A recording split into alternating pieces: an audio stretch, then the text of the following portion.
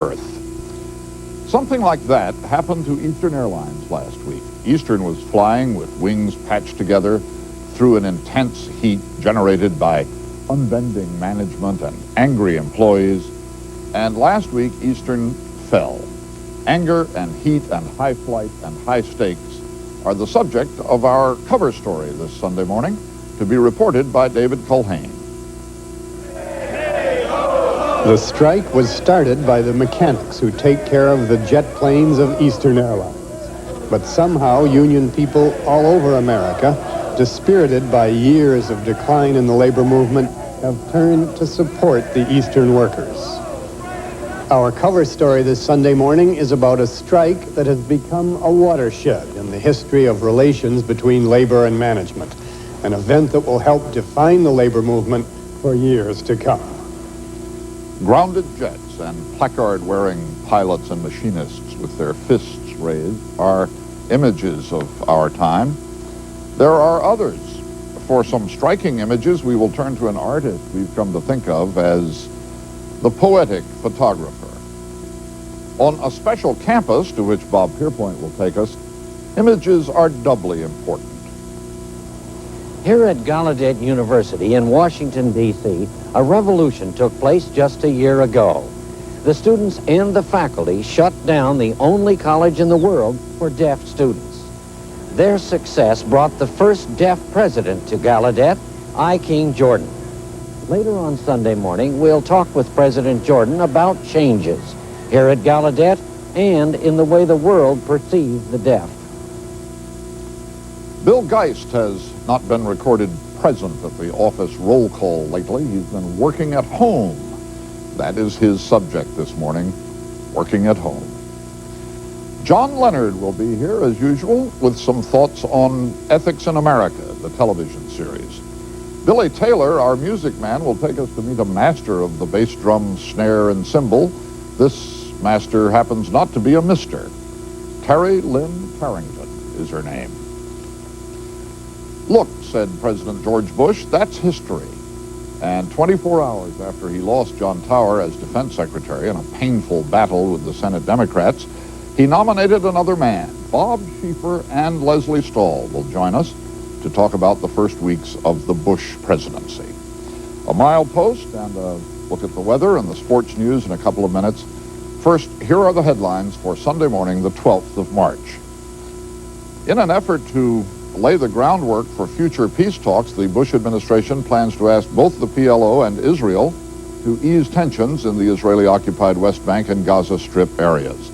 A senior administration official said this weekend in Washington that specific recommendations would be delivered to the Israeli side on Monday and thereafter to the PLO.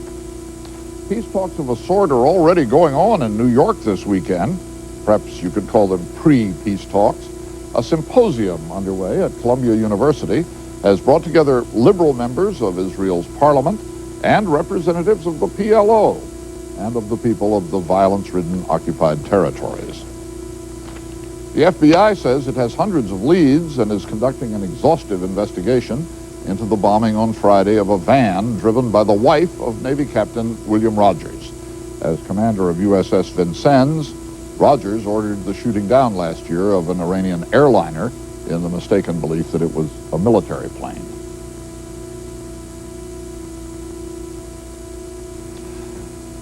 And now, strike. This one is a big one. A few Eastern Airlines pilots have crossed the machinist picket lines. A few Eastern planes are flying. But Eastern, a great old American airline company, is in bankruptcy and in extremis. Labor and management are trying to destroy each other.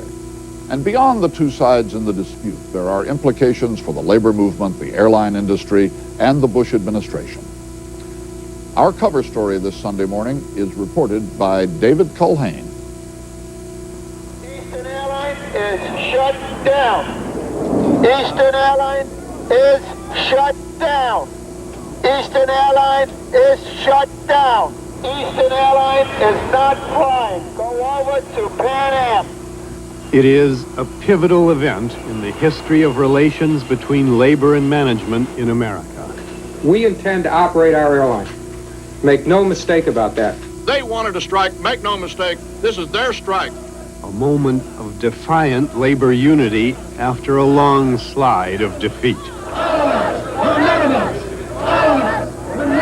I continue to feel that it would be inappropriate for the government to intervene and to impose a solution.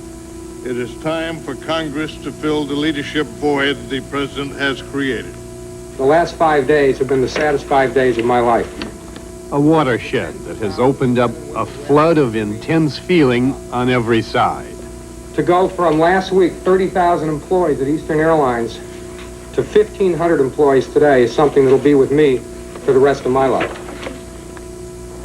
Today I love the company. It's just the management that's behind it that we really dislike. Striking machinist Joe Davis is thinking with sorrow of his 30 years with Eastern Airlines. It sure spoiled one heck of a nice company and a nice family, the Eastern family.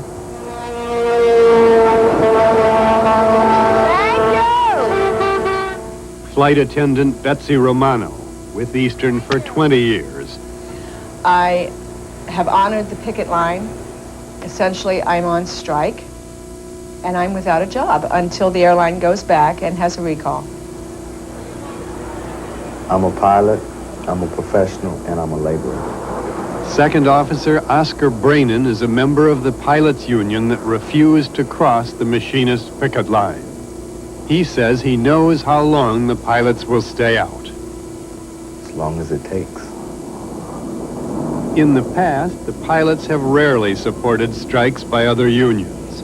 But this time, the pilots are honoring the picket line, effectively grounding most of Eastern's planes.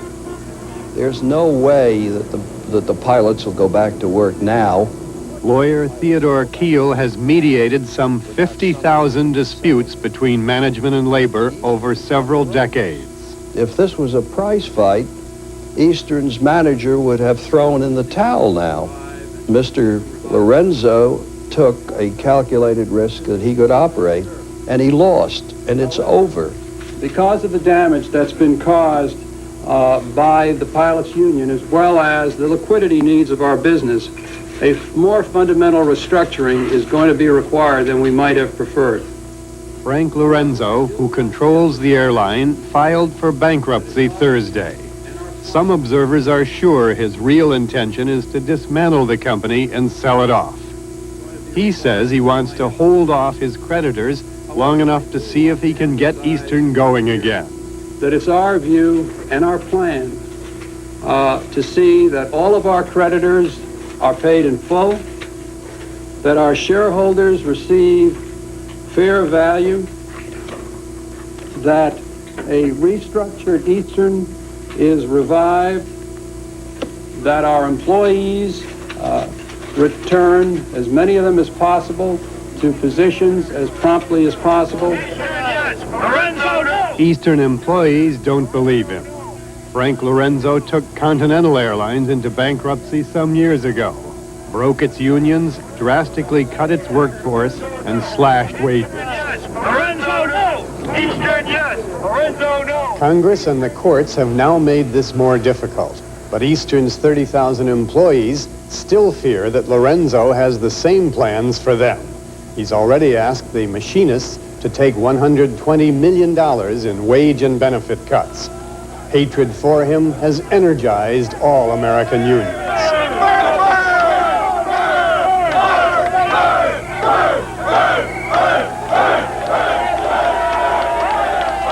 Frank Lorenzo united the labor movement. Greg Tarpinian is the director of the Labor Research Association. From the rank and file up to the top leadership of the labor movement, there's a sense that this is a turning point struggle.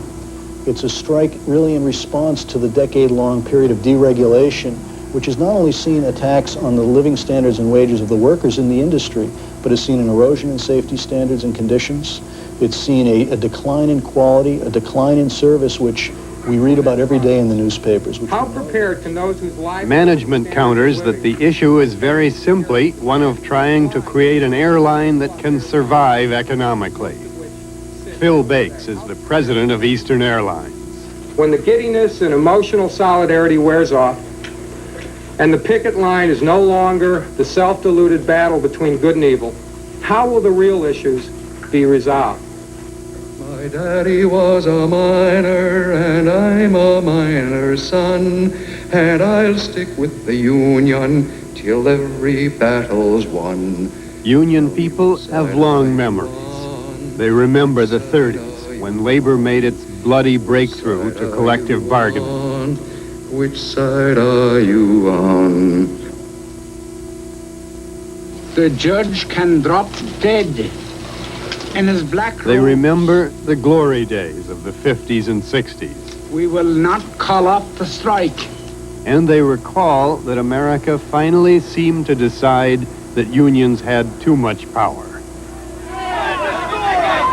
I must tell those who failed to report for duty this morning, they are in violation of the law, and if they do not report for work within 48 hours, they have forfeited their jobs and will be terminated. President Reagan fired the air controllers when they went on strike in 1981, and a defeated labor movement hasn't been the same since. Our position has to be irreversible. The controller strike was the best thing that happened to Ronald Reagan in the early days of his administration. It set a tone for resoluteness, for success, for defeating a union that was acting in violation of the law. Theodore Keel thinks that President Bush also had an opportunity to dominate a major labor event by calling this week for mediation of the Eastern Airlines strike. But the fact is that the president did not act. And he had it within his power to stop this strike for 60 days and to appoint a board of his own selection to try to bring about a solution. And he didn't do that. And I think he made a mistake. How big, time will tell. To restate my belief that free collective bargaining is the best means of resolving the dispute between Eastern Airlines and its unions. The labor movement was not organized to support the air controllers in 1981. But in these first days of the Bush administration, labor was united to back the Eastern strikers. The parties involved to get down to serious business and reach an agreement. The labor movement was not prepared in the first days of the new administration to allow that administration to set the course, to set the climate in the same way that President Reagan did when he fired the air traffic controllers. This is a test. It's a test not only for the labor movement, it's a test for the new Bush administration.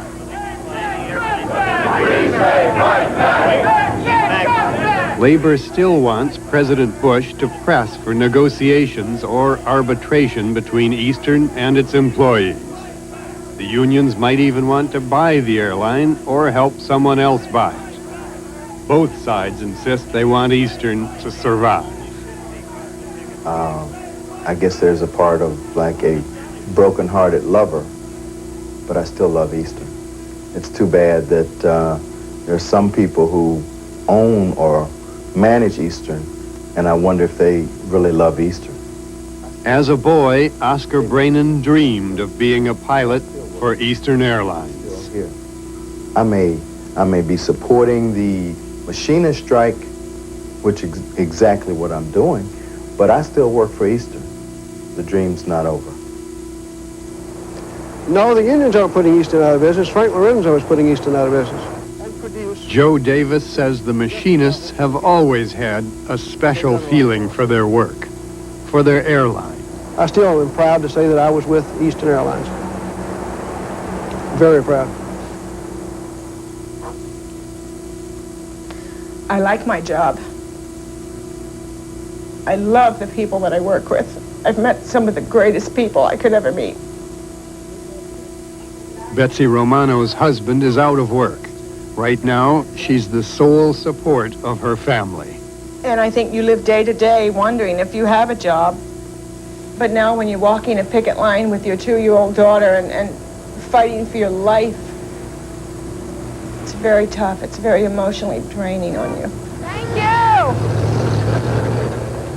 Everyone agrees that through most of the 1980s, foreign competition, technological change, and the successes of Reagan-era politics have badly hurt labor.